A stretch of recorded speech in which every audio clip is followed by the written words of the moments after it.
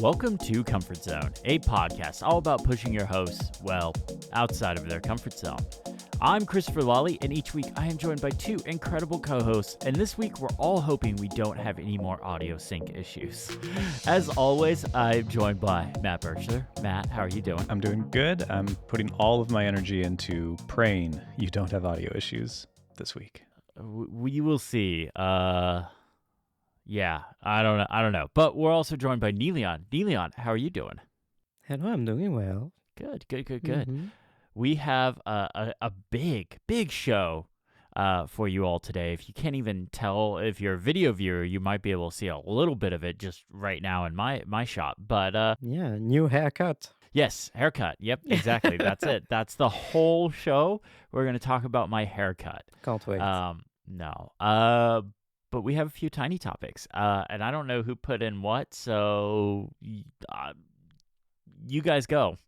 Okay, so I've put in that last time, I believe, I talked about how I taped my Magic Keyboard underneath my MacBook stand, the high-rise by 12 South, whatever, a laptop stand on my desk. I've taped the Magic Keyboard underneath so I can still have access to the Touch ID button to unlock my Mac. I've changed that. So I've included a photo in the notes, which you can click. Now, I figured I can simply put the Magic Keyboard in my drawer because my desk has two tiny drawers. And I can just have the Magic Keyboard inside one of the drawers, and I can reach through the opening of the drawer with my index finger and touch the Touch ID sensor very easily. And it's more reachable this way than having it underneath the laptop stand. So I just wanted to show you that because I'm very smart. I'm very proud of coming up with this. This is great. This setup. Yeah, this is perfect. I love it. It's very like James Bond in a way is what I'm getting from it. Like you're just like, oh, how do I unlock my computer? And then you just kind of like stick your finger in your desk mysteriously and it. Yeah. I tell the people, just look away. Don't mind me. Yeah. Putting my finger right here. Don't look at my biometrics. Yeah, so that's it. I have two tiny topics and they will both, I think, make Chris happy. Ooh, a rarity. We like making Chris happy on this show. I like making Chris happy. That sounds a little crazy. No, it's not crazy at all. I bought this Wi-Fi setup. Yes. This is the TP-Link Deco. It's the BE11000, which I think is 1,000 more than the one you showed on the show way in our early days. Yeah, this is probably the updated version. But it's fantastic. Is it still like a white cylinder that kind of looks like the original Lexa? Yes, it's a white cylinder. I think one difference on this one is there's on the back of each one there is a 5 gigabit per second port, Ethernet port, and the rest are 2.5. Oh, now you're gonna make me upgrade. It's pretty good. I got this after listening to Connected, and the boss, Federico Vitici, bought a Wi-Fi 7 router and was very happy with it. And so I saw these on sale for like $300 off. So it was a good deal. Wait, so you didn't upgrade after I made the recommendation. You upgraded after Federico made the. Why am I not good enough for you, Matt? It's well, I mean, you're both great. And I really appreciate both of your input on this. Yeah, one of the two is the boss, though. It was 5 minutes after Connected that I did place the order. Wow, I'm sorry. deeply hurt right now. We're on a break. We're on a 10-second break. This was supposed to make you happy. It has failed miserably. Yeah. I'm deeply hurt now. That being said, I love these routers. They are fantastic. Wi-Fi 7 is a really nice upgrade. Like I get gigabit down throughout my whole house. Like it's fantastic. I love it. Yeah. The thing that is improved for me, because I had a Wi-Fi 6E set up before, everything in the office, which is within like 5 feet of the router, has always been great. and is still basically the same. I don't really notice any difference in the office, but it's in my living room. It's in my kitchen. When I'm making Legos, I used to have like literally zero internet. I had to like hold my iPad like towards the office to really get it to download the PDFs for the guides of the thing I was building. And now I just have the same internet everywhere in the house, and it's glorious. Yeah, there was something about like 6E not doing well when going through like certain kind of walls and stuff like that. Yeah. And these walls are just horrendous for 6E apparently, but 7 loves it. So I don't understand the science. So at my old condo, I had a Wi-Fi 6 setup, and it worked great through my whole condo. And it had a main router and a satellite router, and I would get internet in my backyard. Like, it was fantastic. I had it in the garage, everywhere. But as soon as I moved here, those routers really struggled going through walls. Like, if you were in the room with that router or the satellite, it worked great. But the minute you went anywhere else, that was a big reason why I upgraded. But yeah, I'm happy you got this. I'm a little hurt. You know, my recommendation wasn't good enough for you. I'm not good enough for you, is what you're saying. Is I'm not perfect, and that's hurtful. No one's perfect. This is poorly. I mean, one of these days, my topics will make you happy, and that moment might be now. Okay. Because I have a very important update on Superhuman, which I know is, over the year or two, has become the thing that I'm known for, which is upsetting to me in some ways. Yeah. I, over the weekend, finally canceled my subscription to Superhuman. Oh. You got out. I got out. Now, it was very do we easy. need to- Very easy, actually. I am a little concerned. Do we need to get you in like a deprogramming program so that how deprogramming program? I don't know. But that way you don't go back. You know, we need to make sure you don't go back. Yeah, you need to decompile my programming. Yeah. Is Matt a robot? When you get pulled out of a cult or something like that, you go through deprogramming, like, because you kind of get brainwashed when you're in a cult into thinking like, oh yeah, this cult is great. Like, I need to give them all my money and other not so great stuff. So like when you get pulled out, like that's called deprogramming. So I'm like, do we need to do that to Matt? Yeah. So the thing that did it is my MimeStream annual subscription renewed. And within a week or so of that, I also saw the creator of that app post a screenshot of MimeStream in his dock on his iPhone and said the beta's coming soon. And so I was like, you know what? It's time. But that was a while ago, right? He posted it again? Maybe, I don't know. Maybe there was a little bit of a delay. Okay. It's hard to tell how time passes when you're in a cult. It's a little different from real life, you know? So anyway, hopefully there's no bad things there. I was listening to Connected, and Federico was like, I don't want to use Superhuman anymore. And then that's when I stopped. It had nothing to do with your berating, Chris. So, yeah, again, it was all Federico, me trying to pull you, me lovingly trying to pull you out of a cult, trying to rescue you, give you a better life. Wasn't good enough for you. It was Federico, but okay, all right. You know what else it was? Here's my confession, is a few months ago I actually hit the button already. I had already canceled my subscription, and they sent me an email and said, hey, would you come back for $15 a month for a few months? And I said yes. And then my Superhuman subscription went back up to $30 a month, and I was like, well, this is too much. Oh. Yeah. So, yeah, that's that's a cult for you. At $10 a month, I'd pay for it, no problem. But yeah, it's too much. So anyway, $30 a month for an email call. I hate email. There's no way I'd pay $30 a month to do email. That's just too much. I hate email too much. MimeStream is great value though, especially when it comes to the iPhone.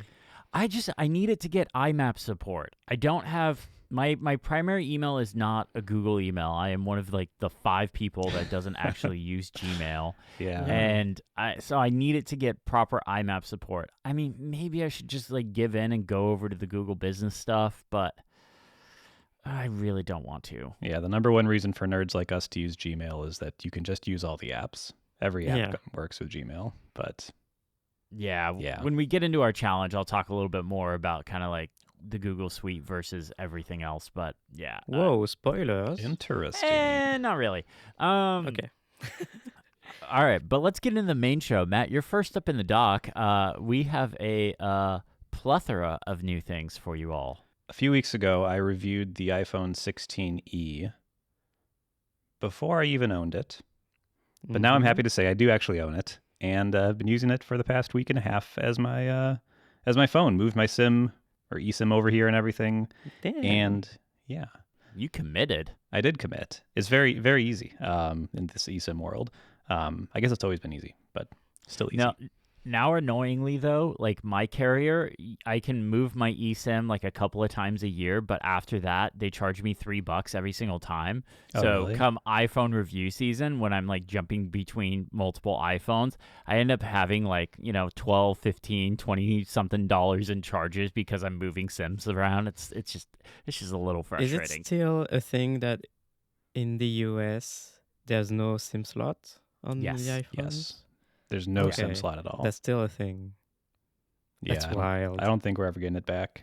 I think it's, on this side. And isn't the 16e all eSIM as well? Everywhere? Or am I making that up? I swear I heard that. I It swear has a I normal thought I heard SIM. that. I saw the Okay. Canadian version. It's Okay. It does have it. So Never so mind. under the volume buttons, I guess, is where the SIM slot is these days. But us Americans would not know. Yeah. It's not there. Okay. Yeah, that's the socialist slot, the communist Oh my slot. God. You know, we have the we have the freedom of not having the slot. This is Yeah. the Well done, smoothness of guys. freedom. Yeah, you fought well. So I wanted to open by rehashing a discussion that I had with the guy at the Apple Store back in September, who sold me this, which is my normal phone, which is the iPhone 16 Pro. And while, you like go and you're like, hey, I'm picking up my order and I'd like to, and they're like, go have someone get it out of the back. And you've got like a minute or two, you like just chat with the person who's helping you.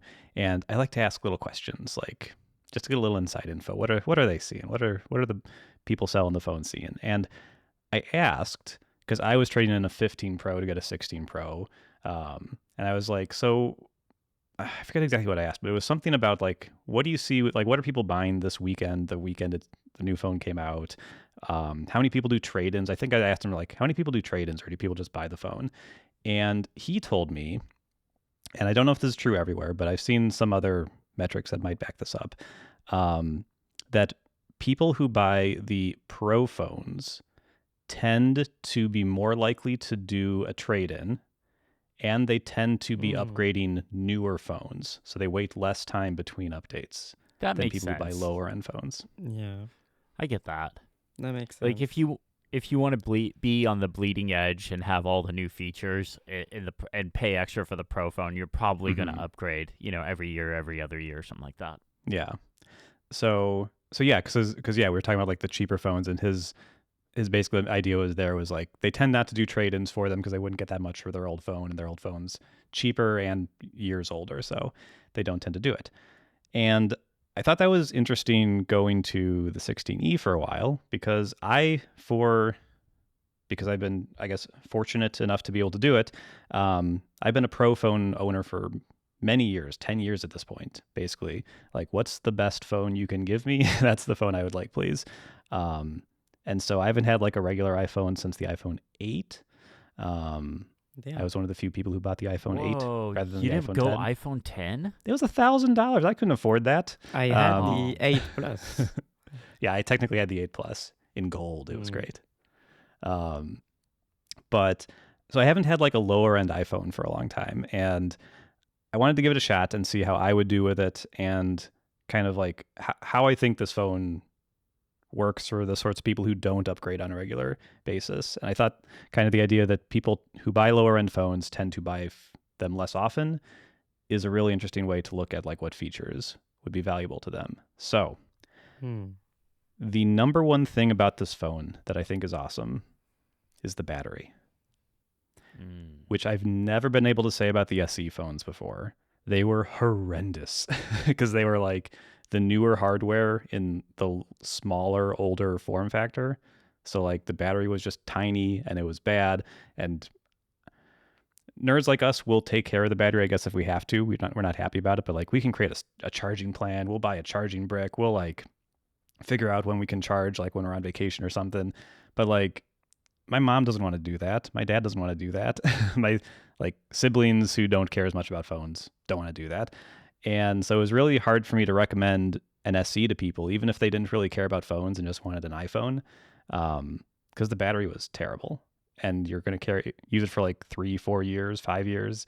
It's just going to get worse. So Apple says this will get basically the same as the 16 Pro in battery. And I would say it does at least as good as the 16 Pro. It is really, really good. Just as an example, I used it quite a bit on Saturday this week. I woke up at 5:30, took my phone off the charger, went to bed at 10:30 that night. I had just under 6 hours of screen on time, which was quite a bit. And I was at 50%. Whoa, Wow. that's good. It's That's great. great. It's very, very good. And that's like pretty consistent. Like I don't do any scientific testing or anything, but like have not worried about my battery ever with this phone. It's only been 10 D- days, but like, yeah, it's pretty good.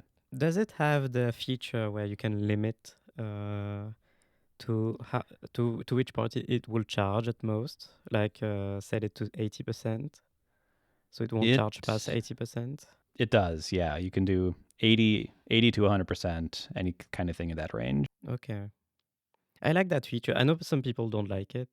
I like it because I'm always mindful about the longevity of the battery, and especially the 16E, like you said, like the SE.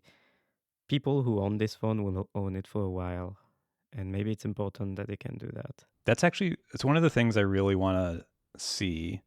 Is I'd love to see, it's so hard to do because it's like really long-term testing, but I'd love to see like good evidence that dropping it down to 80 when it's new and then like slowly creeping back up will actually make a difference in the long run. Because I don't know if it does. I haven't seen it. It's just like all anecdotal, and like as we know with like I just force believe screen people apps, who say it is true, but yeah. Didn't somebody at The Verge do that test last year? Like for like a whole year, they left that feature on or something like that, and like the turns out was like, yeah, it kind of saves your battery health, but it's you know at the cost of losing 20% of your battery life throughout the day. Is it really worth it? Yeah, but it's so tough though, because like you'll see people like post like their battery health.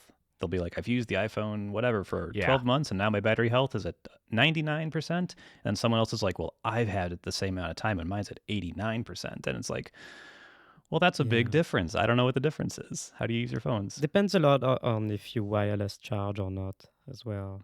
Mm-hmm. Yeah, and like, are you like when you sit down at your desk, are you charging through the day and when you go to bed at night, or are you using your iPhone maybe as like a camera and constantly have it plugged into USB-C cables, so it's constantly like topping it off and stuff like that? Like, there's tons of different reasons why one person's battery health may not be the same as the next person, and I don't think it's like malicious on Apple's side, like they're trying to get you to buy another iPhone or something like that. Oh, sure. Yeah. But yeah, it's impossible. Because yeah, some people will be like, if you need to not wirelessly charge, you need to not have it charged up all the time.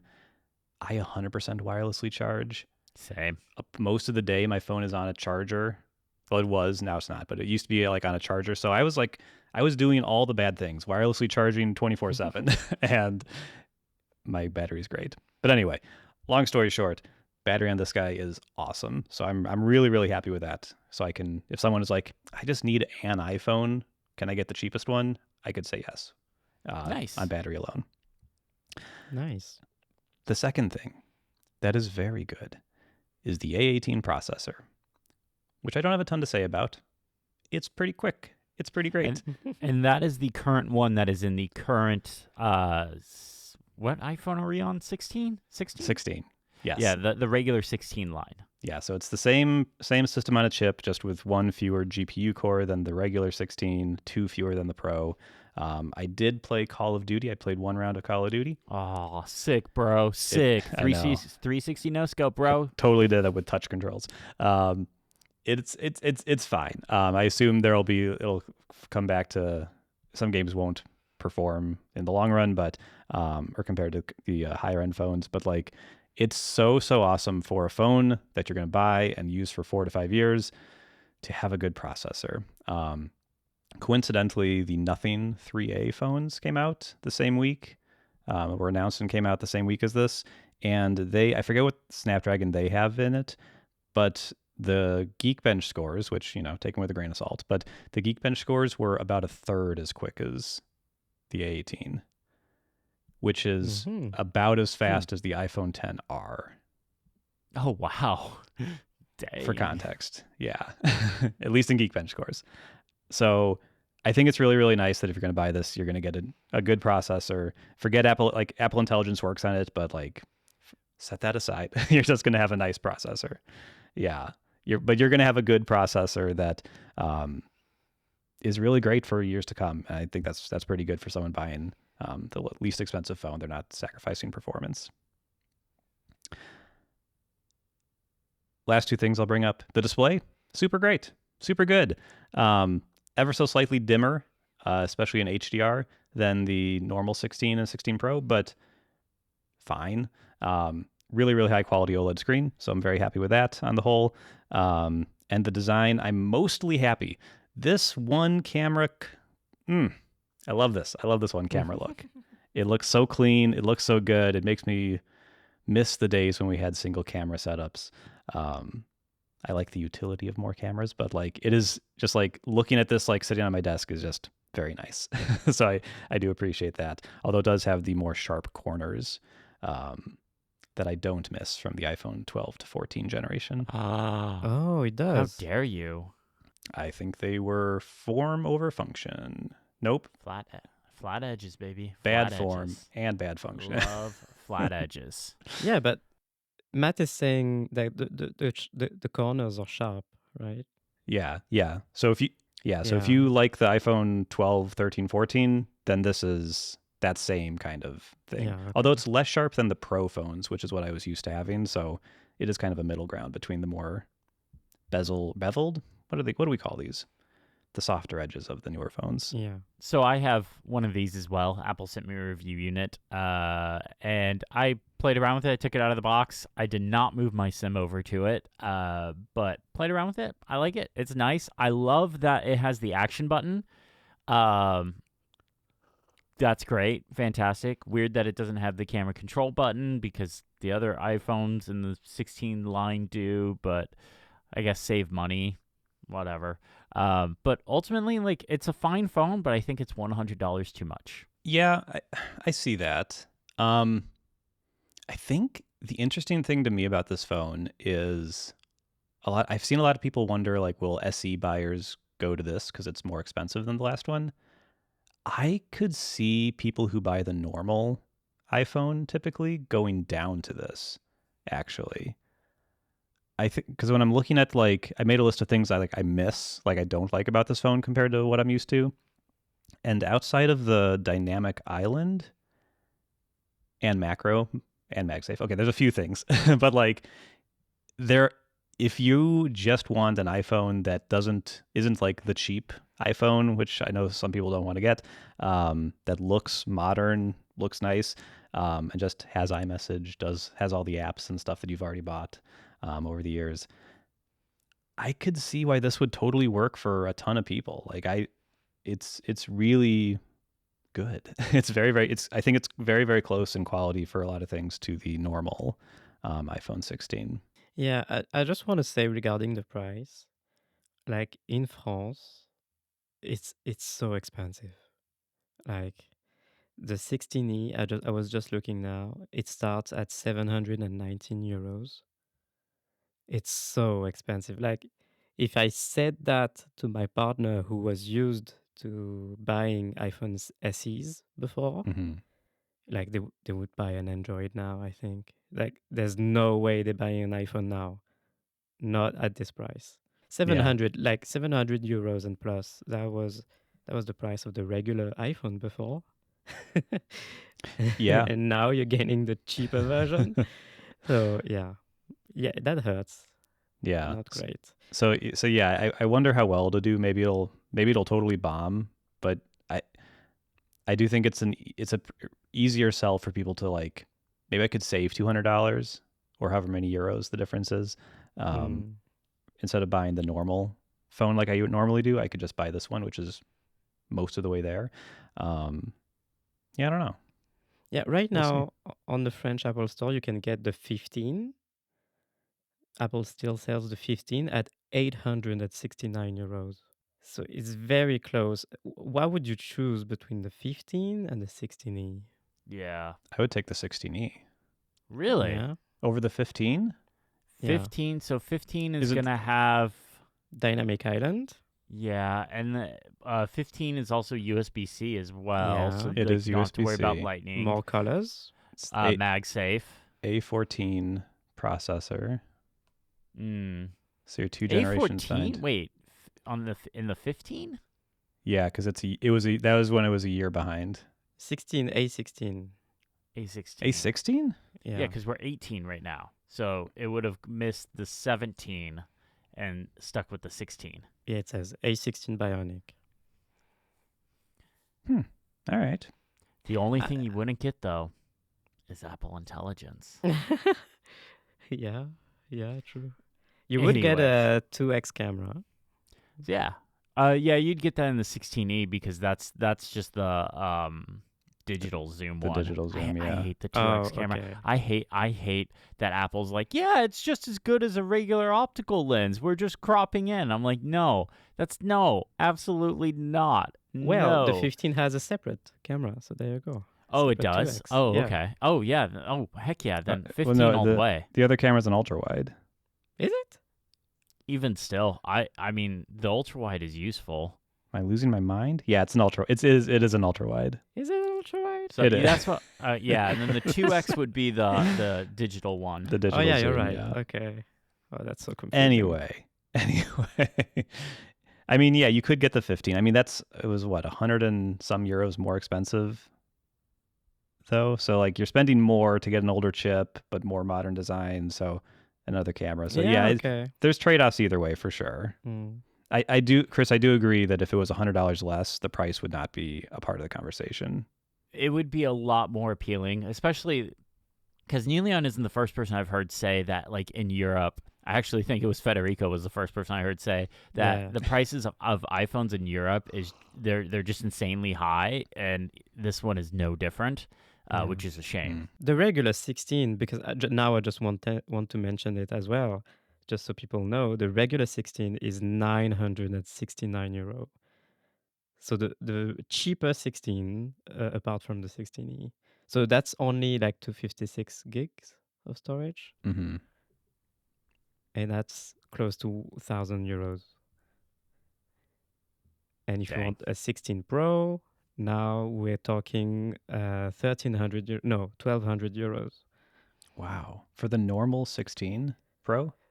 For the 16 Pro and the 16 Pro Max, I don't know, but it's close to 1,500 euros, the 16 Pro Max. Lordy. It's Jeez. extremely expensive to get an iPhone now. And I want to mention this because like most people I know who have an iPhone here, like they buy it secondhand or refurbished, or they buy an older model. Like it's very rare, like unless like you have decent money on your salary every month. But yeah. Okay. Interesting. Yeah. So I'll be going back to the Pro, of course. I mean, you may as well, right? Like this isn't like you already own it. Like no normal person should like downgrade from whatever phone they have. Like this is just a YouTuber experiment, I guess.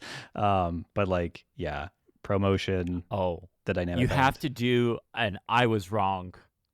Oh my God. Like I was wrong. I have to go back to the Pro. I miss thumbnail. 120 hertz. I can't live without it because it makes me 10x more productive. I'll tell you what, the two things that's really made me appreciate about the Pro, the dynamic island. I thought the dynamic island was kind of worthless, and not worthless, but like kind of a blah. Now that I don't have it, I really miss it. It like timers, media playback, I love it. It's not all the live activities, but like those two things alone, I really, really miss them. It's really, really annoying not to have them.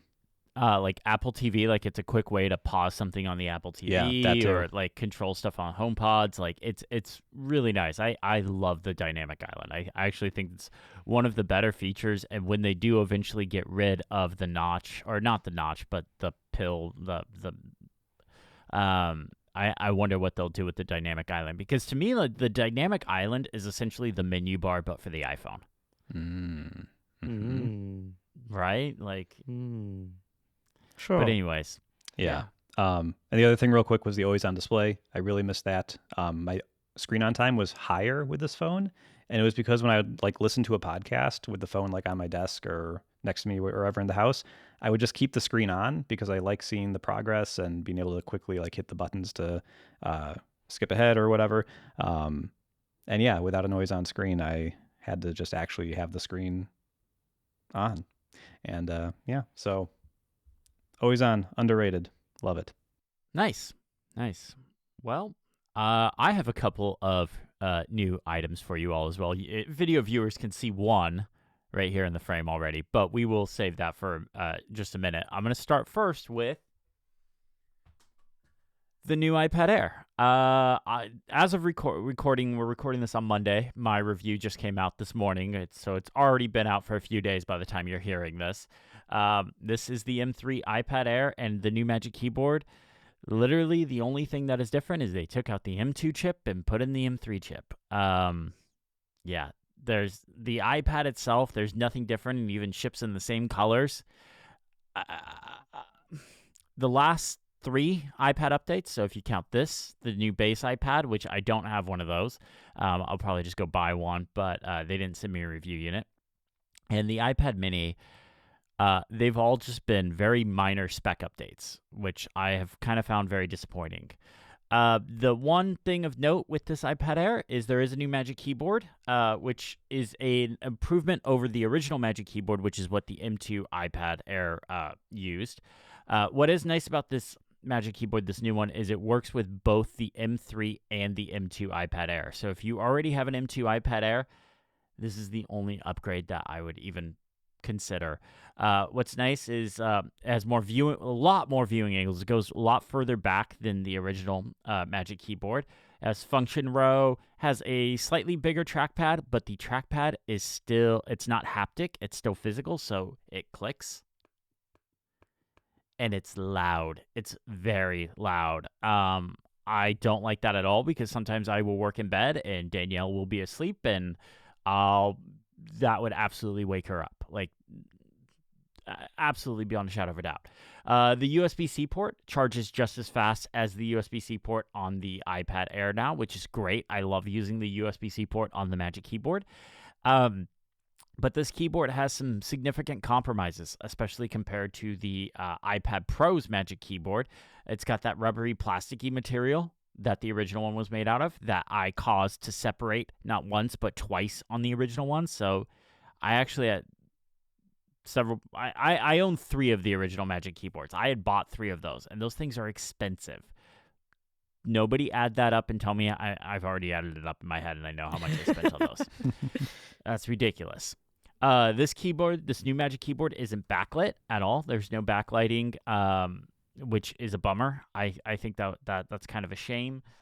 And also, so one of the absolute biggest complaints when the original Magic Keyboard came out in 2020 was the weight of the iPad with the Magic Keyboard together. Everyone did the math and figured out, it weighs more than a MacBook Air in your backpack, and it weighs almost as much as like a MacBook Pro. And for an iPad, that's a lot. This iPad Air, the M3 iPad Air, and the new Magic Keyboard actually weigh more than the old M2 iPad Air and the old Magic Keyboard. I actually have the figures right here. The old one weighed 1,319 grams. This new one weighs 1,372 grams.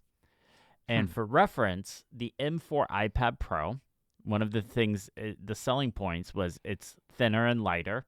Same thing with its Magic Keyboard. It weighs 1,254 grams. So between this new iPad Air, new Magic Keyboard, and the old and the M4 iPad Pro and its Magic Keyboard, there's a 122 gram difference.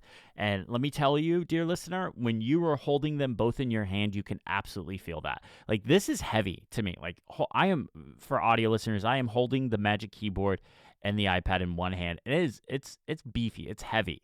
I don't feel this way with the new iPad Pro. So this is not a super light and portable setup. Overall, I actually think this is a really disappointing update. And I feel like I've said that the last few iPad updates that have come out, which is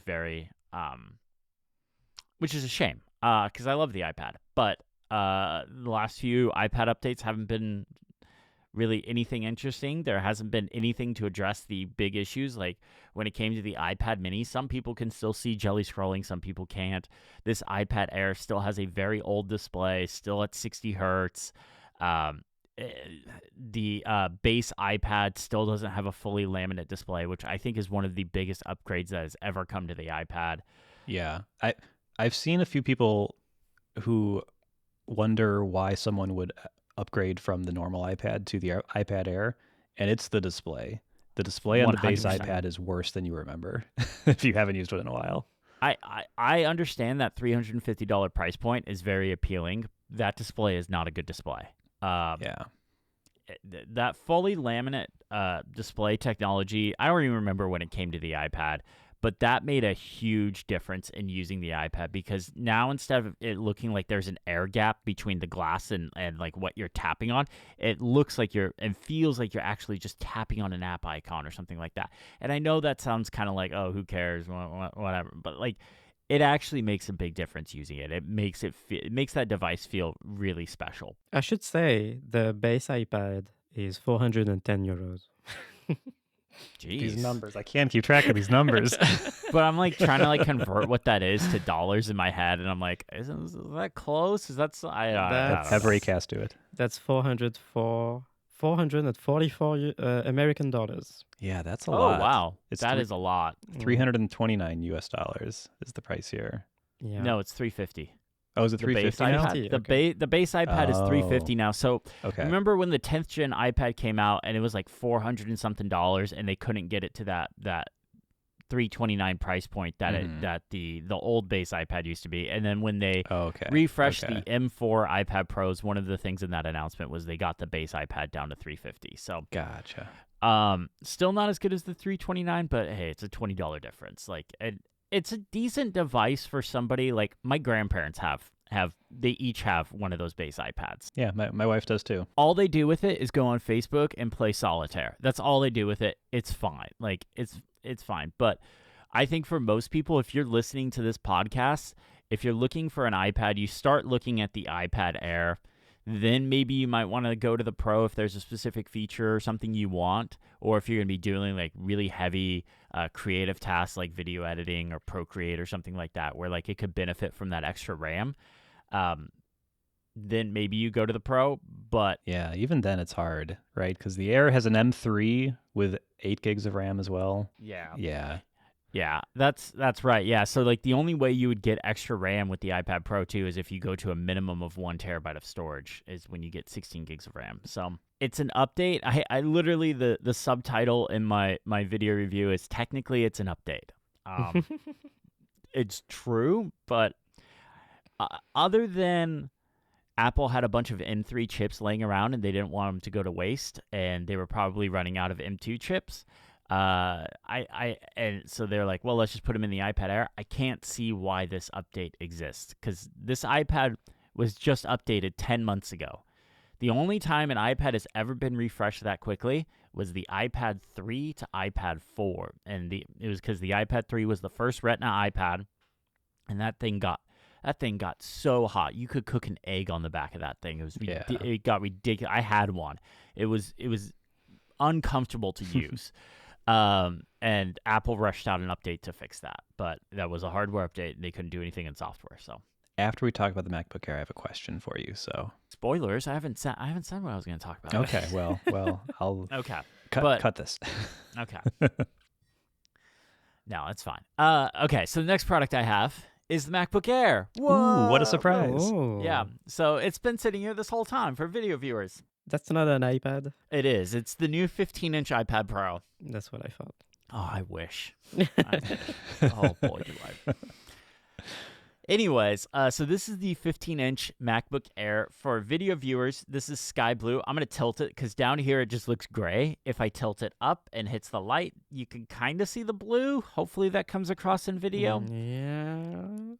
I'll take your word In for person, you can see the blue depending on the lighting, just like every other Apple color that they do. It's like, yeah, technically it's purple if you like shine it light on it at this degree, at this intensity. Like, yeah, you can kind of see the purple. Yeah. That's what this is it's kind of blue. Mm-hmm. I had a friend one time describe LaCroix as just plain water that was made in a room with someone yelling pamplemousse, and that's how much it tastes like pamplemousse. Or whatever, raspberry, apple, whatever. I kind of feel like that's how it is with the colors. Like they're mixing paint in the same room, and some of the like, there's some dust particles that get to the devices, but it's not. It's corrupting. Yeah. I desperately want Apple to give us. I don't get it. Apple makes these iMacs with these beautiful colors, and we why not the rest of the line of products? Like, come on, people like colors. Even I, the guy that dresses in all black, would love a blue laptop or a purple laptop or an orange laptop. Like, just give me something. Like, even the Starlight iPad Air that I have is like, you can't really. It just looks gray. Like, in my thumbnail for the video, I had to literally create a mask for the iPad and change the white balance and shift it to more yellow, so that way you could actually see the Starlight color of it, because without that, it just looked gray. Anyways. Let's get back to the MacBook Air. So the one I have here is the 10-core CPU, 10-core GPU, 16 gigs of RAM, and 512 gigs of storage. So this is a review unit. I didn't buy this. This is what Apple sent me. You don't really get to pick what you want. In fact, it's kind of the polar opposite of what I was hoping for. I was hoping for a 13-inch with maxed out RAM and maxed out storage, but that's okay. I tried doing a little bit of video editing and a little bit of photo editing in this thing, and I thought I broke it. It got so hot. It got so ridiculously hot. I had to just shut it down, move back over to the Mac Mini. It's just for a creative workflow, the MacBook Air isn't the thing. It just can't quite handle like high intensity tasks like Final Cut, Photoshop, Lightroom. It was just a bit too much for it. Probably didn't help that I only had 16 gigs of RAM, but I tried. Was it slow or was it just hot? It got really slow and then it got really hot. Oh, interesting. Or it got really hot, then it got really slow. Yeah, because okay. it and if I'm just doing normal stuff, so say I close all the applications and I open up Final Cut and I'm just like cutting up video, like I'm just cutting up my A-roll, it's fine. It can handle that just fine. But the minute I start throwing in B-roll, start doing color grading, start doing mask, start doing optical flow, start doing stabilization, that's when it got to be a bit too much for it. Interesting. Yeah, interesting. Because my editing machine is an M2 Pro with 16 gigs of RAM. And it does great, but it does have fans, so I don't know. I'm gonna go. Yeah, I was gonna say that's probably the thing, is that it just didn't. No active cooling system is probably the whole like, okay, this thing's getting hot, now we have to throttle back down, and like it came to like a screeching halt. Yeah. But that was okay. Like, it's fine. Like, I wasn't expecting it to be able to handle Final Cut, Photoshop, and Lightroom to the level that I do on that M4 Pro Mac Mini. It's not fair. In fact, I actually made the M4 Pro's Mac Mini's fan spin up for the first time. I was doing whisper transcription, and I was doing the AI denoise feature in Lightroom at the same time, and I finally heard the fans for the first time.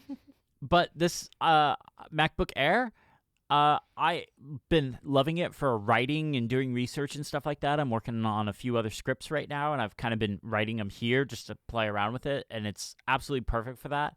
The 15-inch screen size, when I first took it out of the box, I'm like, holy crap, this thing is huge. I am never going to get used to it. I've actually started to get used to it, and I'm actually kind of liking it because it's perfect for having my Obsidian document open for my script and then like a Safari page for research or something like that. And it's a lot less cramped than the iPad Pro's display. I feel like I'm able to kind of get my elbows out a little bit, and like I'm kind of starting to like this bigger laptop size. I've never been a big fan of like the 16-inch MacBook size, but I'm kind of starting to like it. The big thing about this MacBook is the battery life is insane. This MacBook Air, so I got it Friday afternoon at around noon. Unboxed it, did migration assistant from the Mac Mini to this one over Thunderbolt because I just wanted to get up and running. I didn't want to manually install a bunch of stuff. I was doing the iPad Air review this week, and I didn't have time. So I'm like, migration assistant, just move everything over. That took like no time at all over Thunderbolt. It was like a couple of minutes. I like maybe 20 minutes. It was insane. So I used it Friday to kind of like finish up my iPad Air script because like I had the iPad Air over here testing, and then I was writing everything over here on the MacBook Air. Great. Then I used it Saturday a little bit. I didn't use it all day because that was when I filmed a lot of my iPad Air review. But I did use it a little bit Saturday, and then Sunday. Sunday was the first day I had to charge this thing. The battery is insane on this thing. Like the iPad, I have to charge my iPad Pro halfway through my working day. Like it doesn't even make it a whole working day. This made it to day 3. Now it wasn't 3 full days of using it. It was, probably like one solid work day of using it, but it made it through that whole time. And that was with me taking it out of the box and yeah, I was super impressed, and it just reminded me of like, yeah, the quote unquote 10-hour all day iPad battery life is not good enough. It's really not. It's something I've been harping on a lot for the last couple of years. It's not good enough anymore, and something needs to change there because what these MacBooks are getting in battery life is just wild. Yeah, I'm on Apple's site right now. They advertise 18 hours from both Airs, so nearly double the iPad. Yeah, and I think like the MacBook Pro 14-inch gets like 22, and like the 16-inch is like 26 or something like that, 24, 26, something like that. But yeah. But I just wanted to say I've been having a ton of fun using the Mac again. I've been using like Raycast. Raycast just came out with this whole like update for like this Raycast AI thing that I think we should talk about on an episode at some point. We don't have time right now, but I'd love to talk about that because like it's actually like what Apple Intelligence is trying to do, but works and is really cool. And then there's things like just simple things like menu bar apps. Like I've been having a ton of fun. We'll get into a little bit more in a minute, but I've been having a ton of fun just like playing with menu bar stuff. And then there's like Hazel and Keyboard Maestro, like background automation utilities that will never be allowed to exist on the iPad. I'm just having fun just playing around with it and nerding out. And I kind of said this in the video I made about like the Mac Mini and my iPad workflow, but playing with Mac OS again is reminding me of why I started my YouTube channel. To talk about applications, to play with apps, to just do cool and nerdy things. And the iPad hasn't had significant growth in like the last 3 years. The last big OS feature to come to the iPad was Stage Manager, which was iPad OS 16.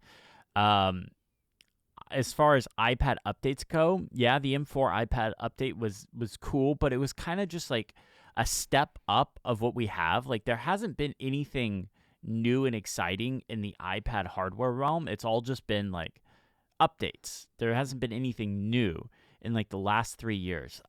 Software-wise, the only thing that Apple has really done with the iPad is Final Cut and Logic in that time. So it's kind of like are the lights on? Like, is anyone home? Like, I Yeah. love the iPad. I want it to succeed, but like, what's going on? Like, what's happening over here? And then the Mac's over here flourishing. There's so many new third-party apps since the last time I used a Mac that I'm just like, this is awesome. Like, I have way too much crap installed right now. I'm constantly running out of RAM.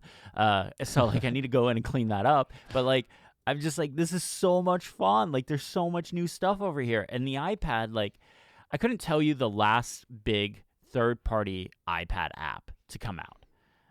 Like a big iPad app that like really changed how people can use their iPad. I really honestly couldn't tell you. I know there's like niche stuff, and I would even throw Final Cut into that niche category. Like, what was the last Good Notes or Things or something like that like is one of those apps that like every iPad user can just take advantage of?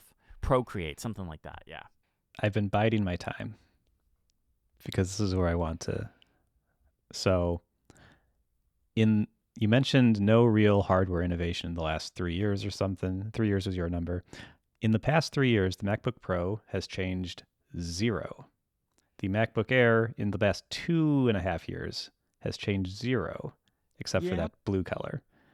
No, didn't the M2 iPad Air come out in that time? Yeah, the M2 design. was the big change, but then they did the M3 last year. Now this year they're doing the M4. So it's the exact same design. It is just a spec bump. They have added the 15-inch version too. They added the 15-inch version as well. That's true. They added the 13-inch Air though in a similar time window. So, and we all agree, I think, that the Mac is in a pretty good place, and when a better Mac comes out, we're all happy.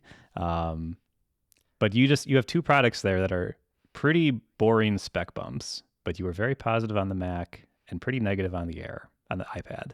It's an interesting spot we're in because you're right. I think it is. I said this like a year or two ago in Mastodon, I think, of like, I feel like all the innovative apps they used to happen on the iPhone and iPad, and now they are back to happening on desktop operating systems. Yep. And the web. Yeah. So for me, when I sit down at a Mac, I know that Mac. So if I was to go out right now and buy a 14-inch M4 Max MacBook Pro, I know that Mac right there, I could throw my workflow at it and it'll use that hardware. Okay, it hasn't been redesigned since the M1 Pro and M1 Max MacBook Pro. I don't really care about that too much. I'm excited about the potential rumor of a OLED MacBook Pro, like, because I love the OLED screen on the iPad Pro. Looks gorgeous. Bring that OLED screen everywhere, especially to an external display. Apple, please bring it to an external display. But if I was to throw my workflow at an M4 Max MacBook Pro right now, it would handle it no problem. Mac OS would be able to handle it no problem. I throw my workflow at an iPad. Texted you guys last week. I sent you guys a picture. I, while editing this show, completely crashed my iPad Pro to the point where it came up with you need to plug this into a Mac in order to recover it screen. I am definitely feeling the edge cases of iPad OS now.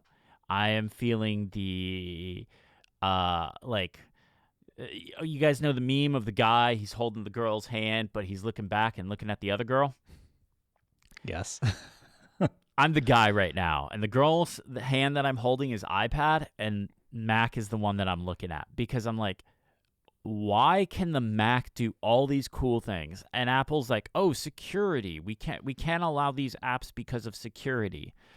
But has there ever been a huge, I know there's minor things here and there, that's just the world, but has there ever been a massive issue with allowing people to go and download apps for their Mac from the web and doing things like Raycast or menu bar apps?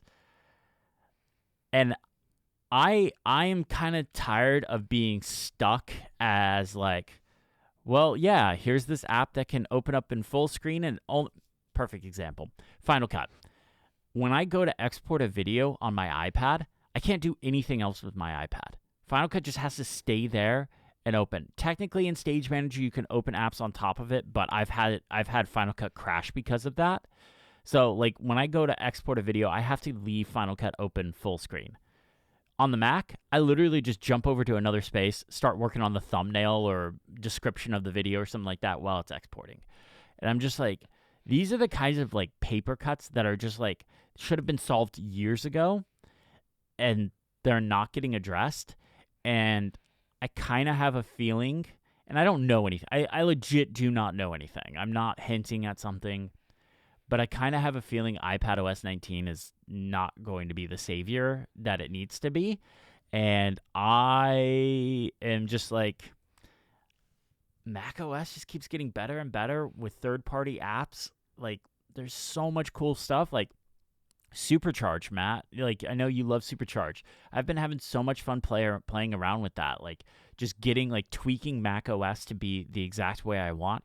Oh my gosh, adding cut to Finder. Why has Apple not done this?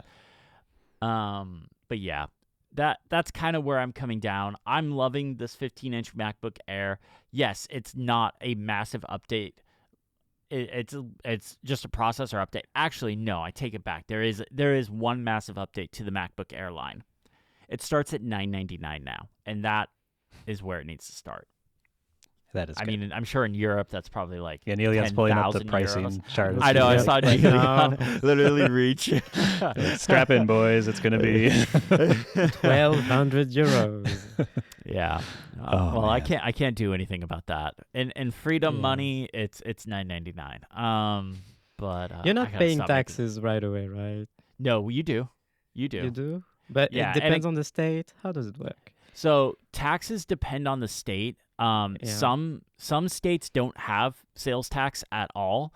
So other states like California have high sales tax. So I usually pay about I just add 10% to like whatever I'm gonna buy. I just add 10% to it in my mind. $9.99 that would be in California. Yeah, so it'd probably be if I was buying $1,000 MacBook, I would just add $100 to it. It's not exactly that, but Okay. like it would get to that just about right. It's getting closer, at least. Yeah, but then there's some states that are like Oregon. Oregon doesn't have sales tax. In fact, my very first MacBook Pro might have been shipped to Oregon and then shipped to me when I was in high school because I didn't want. It was my graduation present from high school, but I had to pay half, and Nice. I didn't want to pay sales tax. Tax evasion? Okay. Yes. But they have a really high income tax. So, like, if you don't have sales tax in your state, like, you'll have a high income tax. So, and then you live in California where you have high sales tax and high income tax. It's just fun all the time. I might be in the middle of doing my taxes right now. This might be a sore subject. But yeah, I don't know. Do you guys have any questions on either one of these? Like, I think I'm really enjoying playing with the Mac. Something needs to happen. Apple needs to do something with the iPad because the state that the iPad is in right now, to me, is not acceptable. Yeah. Ooh. And that hurts me to say that. I'm not doing this for the clicks. It hurts me to say it. Yeah. And I agree with you.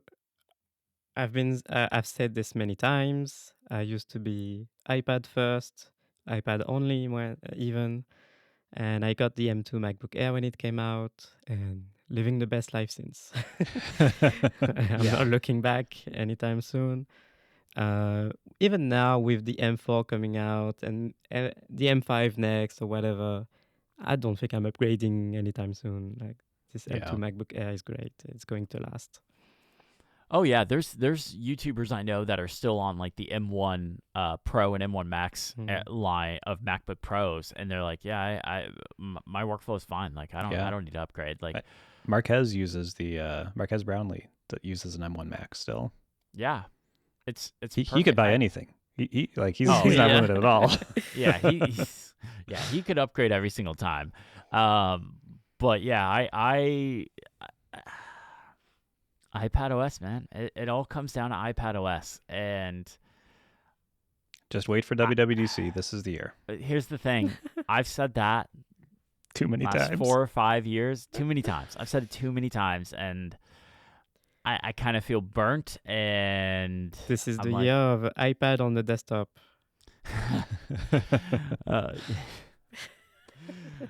Oh, we're gonna break Chris. Do something. Just do something. Anyways, I think we need to move on to our challenge. But yeah, Yes. that's the 15-inch MacBook Air. Really enjoying it. That's the new iPad Air. It's fine. If you have an older iPad Air, it'll be a decent upgrade because you get everything from the previous updates. But if you have an M2 one, there's really no reason to upgrade. Maybe consider getting the new Magic Keyboard if you use the Magic Keyboard a lot, because it is an improvement over the previous one. Nice. Challenge time. All right, challenge. It was my challenge. And my challenge was to find an alternative app to one of your staple apps. So something that's like in your dock that you just like constantly use all the time. And it must be a new app to you. So if you get it from the App Store, it must have like the price or Git next to it. If you get it from the web, Scout's Honor. All right. Normally the person that does the challenge goes first, but because I had stuff to talk about, we kind of we swapped things around, and I actually woke up with a really sore throat, so I'm kind of tired of talking. So Niléane, you want to go first? Okay, I can go first. Okay, so I should start by saying that this challenge has escalated very quickly for me. Okay. But in a good way, in a fun way. So I chose one of my staple apps, which is the music app on the Mac and on the iPhone, everywhere. I listen to music all the time, every day. There's not a minute in the day when I'm awake and I don't have music in my ears. And when I don't, it's because I'm watching videos or I'm on a call. Otherwise, I always have music in my ears. So I don't know if like I think it qualifies as a staple app. Um, so there's something I've wanted to try for a while, which is try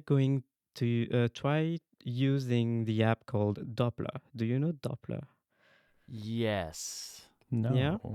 So Doppler is an app available on the Mac and on the iPhone. No iPad app. I don't think so.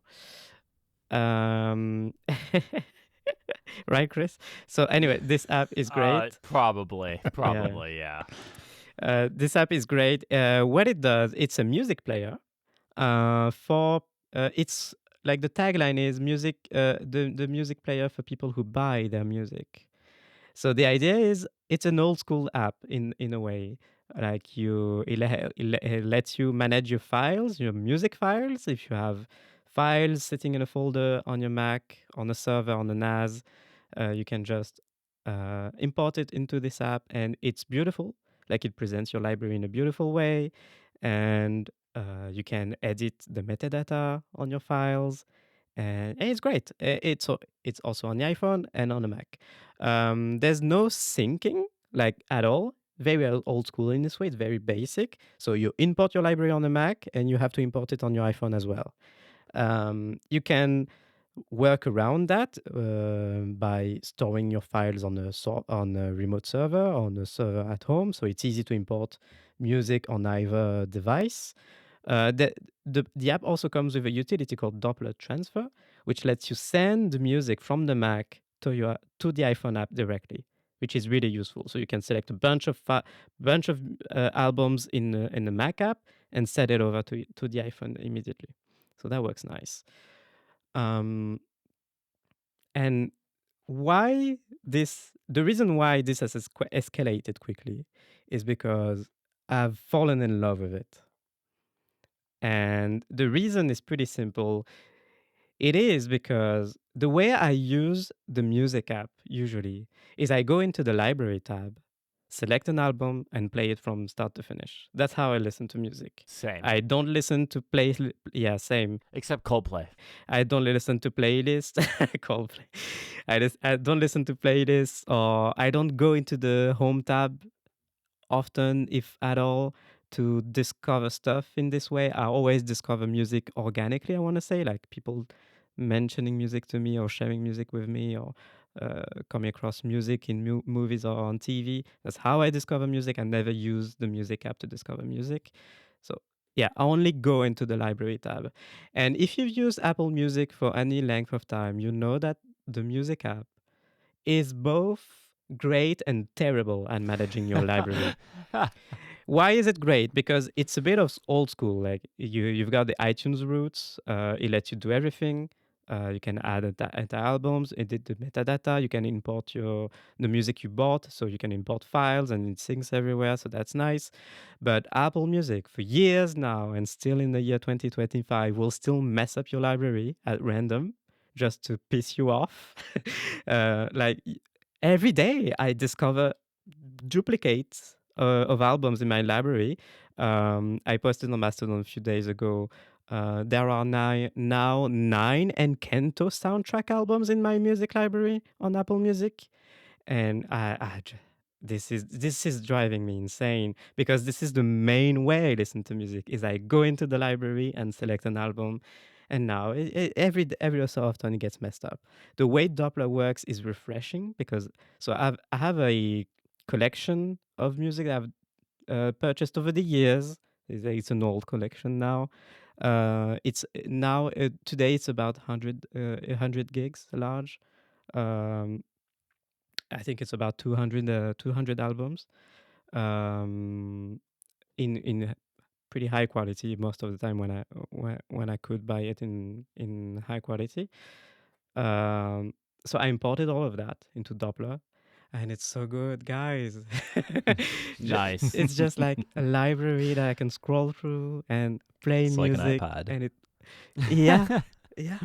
And I did the same on my iPhone, and this is where it has escalated even more because, like I said, there's no sync, uh, and there's no streaming. This player plays your music locally.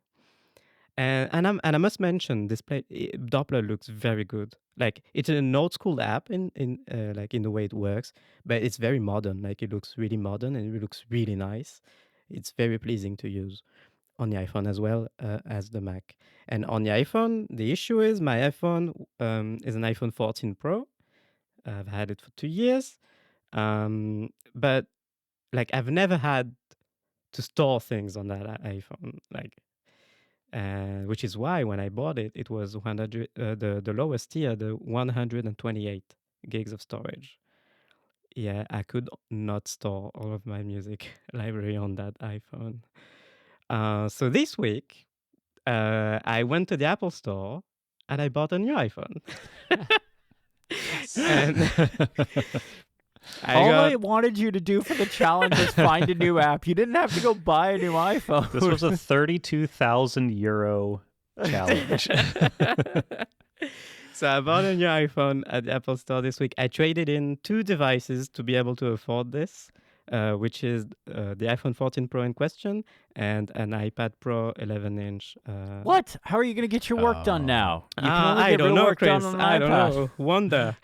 Yes, I traded in 2 devices to be able to afford this, and it's great. I have no regrets so far, but like it's been amazing. It's been only a few days.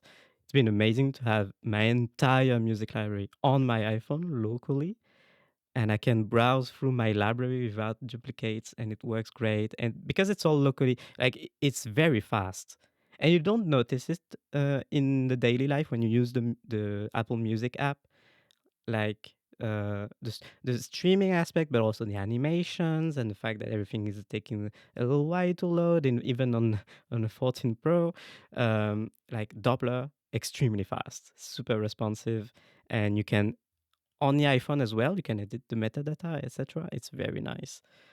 Um, so there we are, guys. I have a new iPhone, and I've replaced the music app with Doppler. I must mention, because I know that this is going to be a question, I'm not unsubscribing from Apple Music. One, because I haven't bought everything that I listen to. Like I'm not that rich. Um, Also, I still pay for Apple One because we share that subscription with my partner. So that's including in there anyway. And I will still use Apple Music for those times when I want to listen to something new. Whether that's something that I've Shazammed, or something that some people have shared with me. Um, so I think I'm going to use both. Right now in my macOS dock, I've both apps side by side, the music app and Doppler. And on my iPhone, the music app has been demoted to the icon grid, and in the dock, I replaced it with Doppler. So there you go. Any questions? That's my suggestion, my entry to the challenge. I have to say this is probably the most above and beyond for any challenge ever. Yeah. Like, find a new app. Okay, I went and bought a new iPhone. Yeah, I don't know what the challenge is this week, but I'm going to go buy a new MacBook this week. I'm going to go find an X server.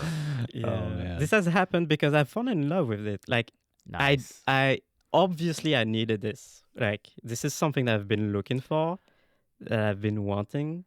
I just never took the step to actually try something, to try to do something about it. Yeah. And I'm happy that I've done. That's awesome. I'm really glad this challenge like led you to something that like you love, like Doppler. Yeah, Yeah. me too. And it's something I'm going to check out as well, because I like that I can like buy music and put it into the music app and it syncs over to my devices and stuff. But also, I find myself not doing that as much, because if you like make playlists in Apple Music with Yeah. songs that you own, they don't like go into like, if you share the playlist with somebody, those songs don't go over. So like Yeah. so I kind of like the idea on my Mac at least to have like a traditional iTunes style thing. Here's my music on this computer, and that's it. So Exactly. I'll definitely check this out. There's also the fact that when you import music into the music app on the Mac and have it sync, it will mess you up. Like, it will screw your library up. Like, I've done this many Oh. times. It will make duplicates. I will have an album with every track is present 3 times in Yeah, in that the happens album. to me Yeah. too. Mm-hmm. I've stopped doing that for this reason. It's terrible. Apple, fix your stuff. Like, sorry, seriously, it makes me mad. This has been going on for so many years now. Fix it. Do What's something. worse though, music or iPadOS? Music. Wow. Okay. Easy. All right. I want more from iPadOS, but like, music is just rough, especially on the Mac. It's rough. Yeah. To be fair, I'm using the music app exactly how Apple wants you to use the music app. So I used to have a local library of all my music, CDs I ripped, music I purchased, all that stuff. It was hundreds of gigs. It was on an external hard drive. Before I had a NAS, it was not backed up. That drive died. Oh no. Lost my local music library. And then that was about like months after Apple Music launched. So I was like, whatever, I'm not going through the process of ripping. I mean, I still had those CDs and stuff, but I was like, I'm not going through that process again. Like, that's just too much work. I'll just add the stuff from Apple Music. So my whole music library consists of like Apple Music streaming stuff from their catalog. So to me, it's not as bad because I don't have a local library as well that it's like trying to like merge with. But yeah. Mm. So I just want to say, next week you will have my first impression on the 16 Pro. Nice. There you go. Nice. Great. Matt, what do you got for us? So I have brought, you're never going to believe it. Can I brought- guess? Can I guess? Go for it. It's gonna be Matt Birchler. What do I know about Matt Birchler? Matt, web browser. It's a web browser. Yay! I have found yet another web browser that I have never used. How are there this many They, web browsers? they said it couldn't be done. So I am using another thing I don't know how to pronounce. Ecosia, Mm-hmm. which is you may recognize this as the It's odd a search engine. search engine that you can set as your default search engine in iOS and iPadOS. It's basically Oh. the big ones, DuckDuckGo, which I guess is kind of a big one, and then this guy. They also have a browser though, and it's kind of a boring pick, but it was super easy to use for the past week, and actually a couple extra days since we are recording a few days later than normal. It is just Chrome. Okay. End of sentence. So it's Chrome. It You is- brought Chrome. So it's relabeled. It's truly, of all, like, you know, like there's all these Chromium forks of like the rendering engine, but like they'll usually do some interesting stuff in the UI. Not Ecosia. It's just Chrome, and it is with a green accent, and that's pretty much it. Although there's a couple of interesting things, I guess. There's one very interesting thing. I will say, I tend to have Chrome installed on my Mac just for occasional things where just Chrome is just ideal for like development work, especially. Like it's just very good at that. I could probably uninstall Chrome now and just use Ecosia because it does all the things Chrome does exactly how Chrome does. So I could do that. It's green. And it's green, which I do like. I like this. I mean, I don't blame you. I like green. I mean, it doesn't come through on the video very well, but my walls are green. Yeah, you can also theme Chrome whatever color you want. But anyway. Did Apple pick the shade of green for your wall, Chris? Yeah, can you tilt the wall a little bit so the light catches it? Yeah. It's space green. Space green, yes. And there's 50 different versions of it.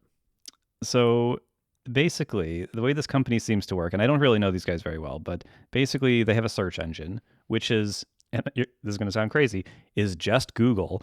It just looks like Google with a green tint. Again, it's like I couldn't tell at first if I'd even changed my rendering or my search engine when I switched over. But yeah. Are these people's whole business taking other people's products and just relabeling them? So what they do is their whole kind of quirk is it's supposed to be good for the environment. So they have the search engine. They make money. Their business model is making money off ads in the search results. But they commit all of their profits back to planting trees, other environmental stuff. So, I haven't vetted this out to know how great this is. But in theory, it's better than using Google. So I've been using it. It's been nice. They do have this kind of cool thing on the Mac version of the browser where it will automatically accept cookie alerts for you, or like will do whatever you want on them. And it's not just like hiding them like a lot of extensions do. It actually like agrees to them or rejects them or whatever. Oh, nice. Which is kind of cool. So I found with the extensions that block the cookie banners, sometimes like the website is just inaccessible. Yeah. Until you do that. So this is kind of cool because it gets around that. It does not work in their iOS and iPad version of the app, but all hail the Mac. But they do, but they do have an iPad version that's very nice. But it's just WebKit. It is just WebKit. It's just Safari rebranded because why would we allow other web engines on the iPad? Who would need a Chrome browser to, I don't know, say record a podcast, change keyboard firmware? I'm not bitter. I'm not upset. It's too dangerous. So yeah, but it's really good. This was actually super easy. I've used it as my default browser on all my devices. I switched my search engine over as well, just for bonus points for anyone voting in any polls that might be happening. I didn't buy a new phone for it, but I did change two things. It's quite good. I'd say give it a shot. It's not the most innovative browser. Like it doesn't do side tabs, which we all know is the clearest sign of an innovative, excellent browser. Yeah, but absolutely. But it's really good. I really enjoy it. So I'm going to keep it installed, and Chrome might be on the chopping block on the Mac for. So it says on the site that it's powered by the sun, and that Ecosia generates solar energy every day that you use the browser. So have you verified that? I mean, I don't. Does your electricity feel greener now? It does. Okay. I'm all bought in. Are you like Dr. Octopus and have the power of the sun in the palm of your hand as you're using this? Yes. Go install it. Give it a shot. Nice. No, that's cool. I like both your picks. But I have the clear winner here for this week. Okay. So strap in, children. It's time for a story. Not really. When I set out for this challenge, I knew the kind of app that I wanted, but I didn't know like what. I didn't know like what app it was. Like I didn't have like a clear app in mind, but I knew the problem I wanted to solve. Like I've been saying, I've been playing around with the Mac a lot more. I love menu bar apps. Menu bar apps are awesome because they can just be these little utilities that could be almost nothing, or they could be like very powerful. So I wanted a calendar app that lived in the menu bar that showed my upcoming appointments for the day and my upcoming reminders, because I'm still using Apple Reminders, and a lot of apps will show both reminders and calendar appointments in the same view, just like the calendar app does now.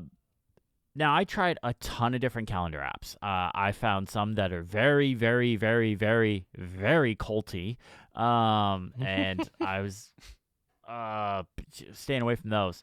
One thing I did notice, because I've been using iCloud for both my calendar and my reminders and stuff, is it is so difficult to sign in to a calendar app using iCloud. Like all of them just want like your Google stuff. Like just sign in with your Google account, no big deal, we'll load that calendar app. But man, with iCloud, it's like you got to go generate a one-time password, and they changed the iCloud website, so I didn't even know where that was anymore. So there's a few of them I just gave up on. I was just like, this is too much work, and they weren't really the apps that I wanted. They weren't exactly working the way I wanted. And then I found Calendar 366 2. I'm not entirely sure what the 2 is. And now here's where this might get a little debatable, and I will be Scout's honor here. I have used Calendar 366 on the iPhone and iPad, but this was an entirely separate purchase. It's named differently, Calendar 366 2. I'm not entirely sure. I paid for it. I think it was like $10 or $15. I paid for it. I downloaded it. I had never used it before. So Sure. that's where I think There was no reason for you to bring this up and disqualify yourself from the challenge. I am being honest. I am being honest. So Honesty doesn't pay. but they work differently too. That's true. I'm seeing it now. You're right. They both work entirely differently. The only thing they seem to share is the name. But they are not universal purchases. They don't work the same. They're named differently. I think this still counts, but I wanted to be honest. I think it counts. So Calendar 366 on the iPhone and iPad, it's just like a regular calendar app. You tap the icon and it opens in a calendar view. Whoop-de-doo. But Calendar 366 2 on the Mac app just lives in the menu bar. There is no like calendar view, like click an icon in your dock and it opens up in a calendar or something like that. It just lives in the menu bar. And I love this because it shows all my calendar appointments and reminders for that day. Plus, you can have a keyboard shortcut to activate it. So I set it to Hyperkey C. So this way I can, and we've talked about Hyperkey in the past, but this way I can just hit that and it literally shows me a list of, okay, here's the next task you need to do. Here's the next appointment you need to do. I don't need to go into an app. I don't need to go into reminders and see a bunch of extra stuff. I don't need to go into calendar and see a month of tasks. I just see literally what is next. And yes, I can click around if I want, but I can just see what is next.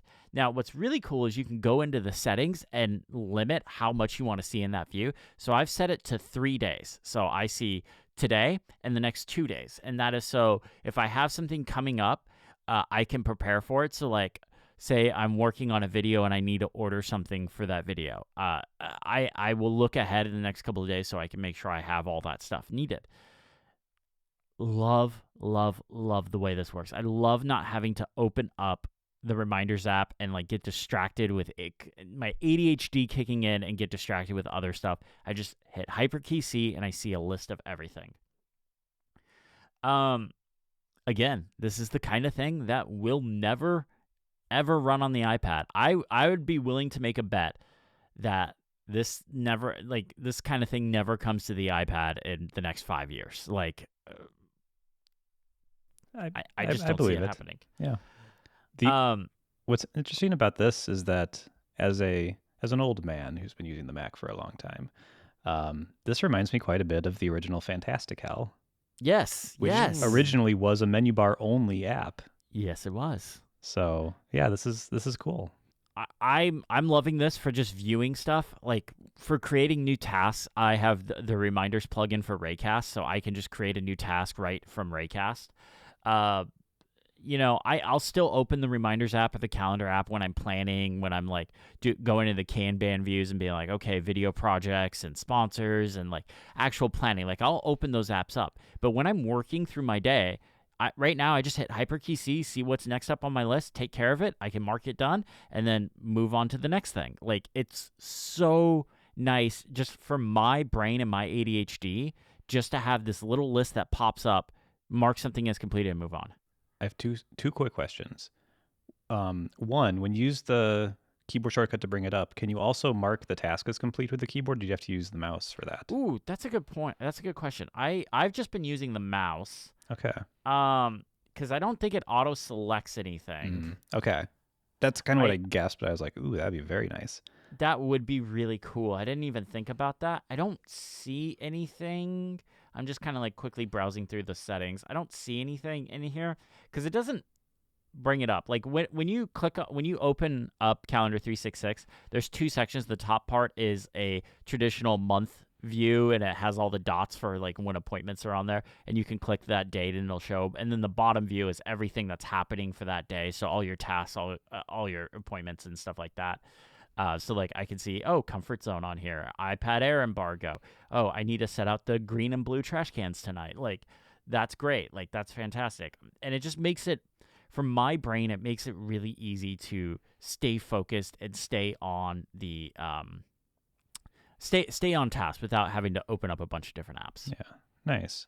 The other question, real quick, was so I use BusyCal as my calendar. And one of the things I like about BusyCal is that up in the menu bar, it will put just the calendar with the current date in it. But there's a setting where however many minutes ahead of a meeting, you can have it actually show the name of that meeting and the time so that you can see without even clicking into it that, I have this thing in 17 minutes or something. I was curious if Fantastical does this, yeah. Oh, very nice. That's interesting. I didn't see Fantastical does anything everything. like that in the... Yeah, no. In menu bar, it just has the option to show the icon date and time, and icon plus date and time. So there's nothing like that. Okay. Just that curious. would be nice, but honestly, I actually think I think with my ADHD, I wouldn't like that because I'd be like, oh my God, I have a meeting in 50 minutes. I can't start anything. Like I can't start anything. Like that's ADHD for you. Yeah. So I don't think I would ultimately like that. But that is a cool feature for people that useful for. I'm like the Hulk in this manner. I always have a meeting in the next 15 minutes. Nice. All right. Well, that's Calendar 366. I think all of us did a great job. I think Niléane going and buying an iPhone, it was a very interesting twist, but yeah. Nice. I completely forgot to mention the iPhone I bought is 512 gigs. Oh, nice. Because I figured I said it, but I think if I've not said it, it's not clear why I bought an iPhone. Yeah, I bought it to have more storage. Yeah. Nice. Gotcha. Also call back to my section. This is a 128 gig, the cheapest 16E? 16E, and I'm coming from a 256. I did a restore, phone to phone, and at some point this phone just stopped downloading apps. And I didn't know why. It didn't say anything. And then I went to the iPhone storage and it was like 0 bytes available. So it didn't throw an alert or anything. It just stopped downloading. That's weird. Things. It was very weird. Yeah, that's weird. Anyway, strange. All right. Well, that just about does it for our challenge. But Niléane, what do we have going on next week? I believe it is your turn. Yes. I figured since we have rule breakers on this show, people keep breaking the rules. This week, I have a prompt for us that's very vague, intentionally so that we can interpret it like however we want. Ooh, interesting. Interpretive challenge. Exactly. So the challenge is automate your wallpaper. Ooh. Oh. Okay. Yeah, I have a couple of ideas. Don't know what I'm going for, but yeah. Okay. All right. Interesting. Interesting. Any device, right? Automate your wallpaper. Okay. You know what that means? I'm gonna put wallpaper in the studio, like physical wallpaper, and I'm gonna automate it. Go for it. Yeah. That's how I'm interpreting this challenge. All right. Well, that just about does it for this episode. Thank you all so much for listening. But before we wrap up, we have the end of the show question. And because I have a newfound love for menu bar apps, I wanted to hear from you two. What is your favorite menu bar app in Mac OS? So mine is obviously Clack. Oh, good. Is that a menu bar app? That's Clack not is a- everything. Clack Lives is in the her menu task bar. manager, her note-taking app, email client, web Yeah. browser. It also handles grocery shopping. I saw this in the notes. I was like, obviously, I'm going to respond Yeah, Clack. I knew as soon as I put it in there, I was like, yeah, it's going to say Clack. Oh man. Okay. Well, for me, it'd be great if I said Clack as well. I would bleep you. You can still say it. Mine is it's iStat menus, and it's Okay. iStat menus because almost every other app I wish was not there. I'm looking at you, Adobe Mm. Creative Suite. I wish you were Oh, not there. yeah.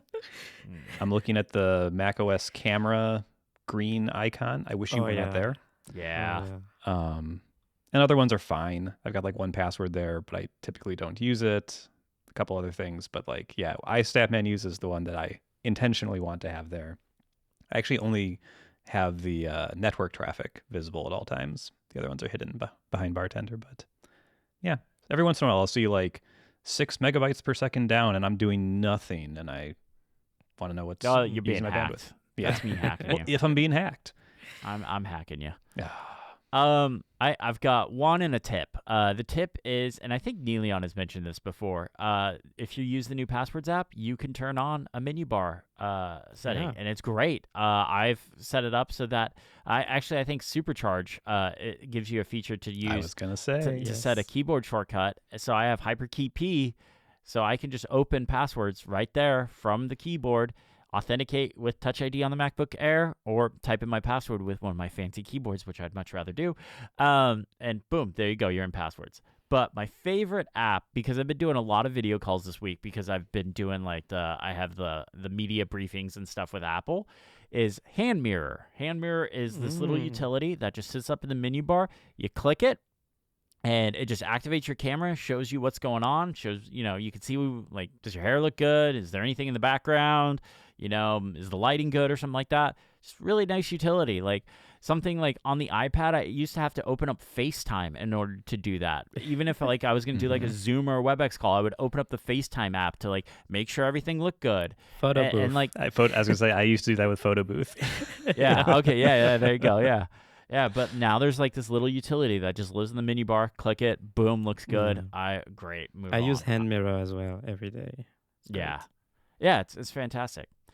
All right, well, that just about does it for the show. A huge thank you to Mac Stories for having us. We are a Mac Stories podcast after all. Go check out all the other writings and podcasts and everything else that Mac Stories does.